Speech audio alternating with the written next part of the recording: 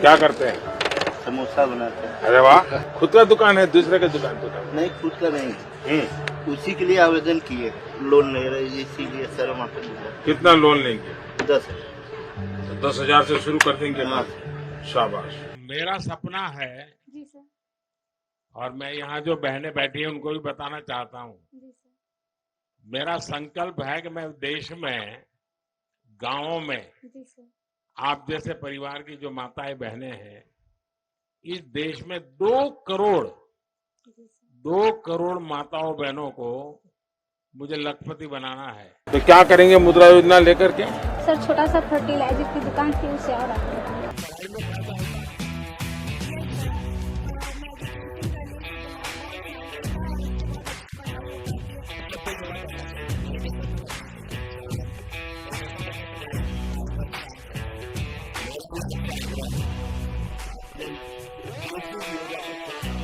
इन तस्वीरों में कैद आम लोगों के चेहरे की मुस्कुराहट बता रही है कि प्रधानमंत्री नरेंद्र मोदी के साथ संवाद में ये कितना सहज महसूस कर रहे हैं। ये सहजता आती है इस विश्वास से कि उनके साथ जो व्यक्ति है वो केवल देश का प्रधानमंत्री नहीं बल्कि परिवार का एक सदस्य है। ये सहजता आती है मन के इस विचार से कि कोई है जो उनकी बात सुनने के लिए खड़ा है। इसके साथ ही ये तस्वीरें प्रधानमंत्री मोदी के मजबूत इरादों की गारंटी भी पेश करती है। गारंटी इस बात की कि दशकों से देश की आबादी का जो हिस्सा हाशिए पर पड़ा था, उसके लिए मोदी वो करेंगे जिसका वादा करेंगे।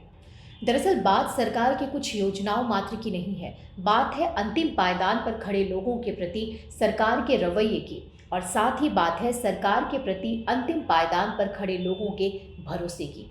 इन्हें विश्वास है कि अब ये लोग भी उस मुख्यधारा का हिस्सा हैं जिससे दशकों तक दूर थे। दशकों तक बुनियादी सुविधाओं से वंचित जिन लोगों की चर्चा केवल भाषणों और नुक्कड़ की बहस तक ही सीमित थी, आज उनके लिए योजनाओं को मूर्त रूप दिया जा रहा है।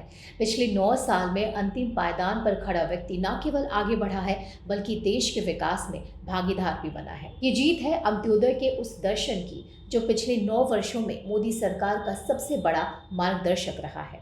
शिक्षा, स्वास्थ्य, इंफ्रास्ट्रक्चर, आत्मनिर्भरता और समग्र विकास।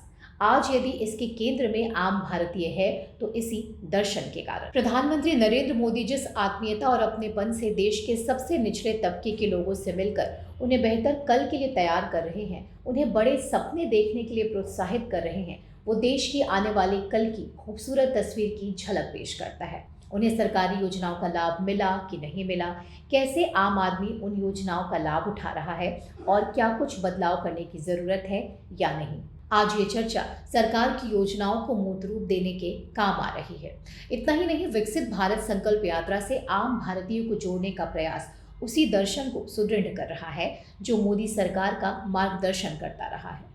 एक प्रधानमंत्री का आम भारतीयों के बीच खड़ा होना उस परंपरा को पुनर्जीवित करने का प्रयास है जिसमें शासन और प्रशासन के केंद्र में नागरिक रहता है, क्योंकि परंपरा में संपोषित विकास, सशक्तिकरण और रोजगार सृजन देखना ही सांस्कृतिक राष्ट्रवाद है।